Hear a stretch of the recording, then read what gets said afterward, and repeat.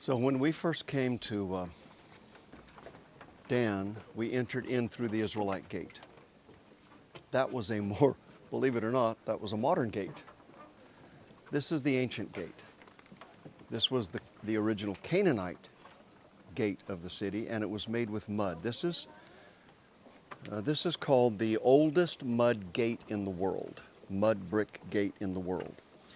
And the reason it's the oldest is because mud doesn't last like stone.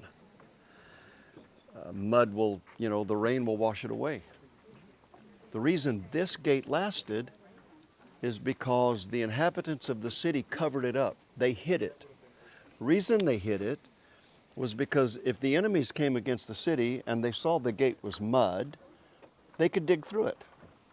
They could break that up pretty easy. And so it was covered up. It was totally covered up in order to camouflage it.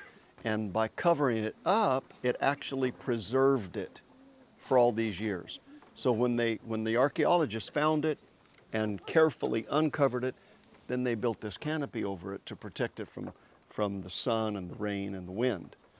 Otherwise, the elements even today would go to work on it and destroy it. This is called the Abraham Gate because when Abraham went to the rescue of Lot, and he chased the 5 kings this far north, this is the gate he would have entered at that time into the city. Remember, this was before Israel. Israel was not a nation.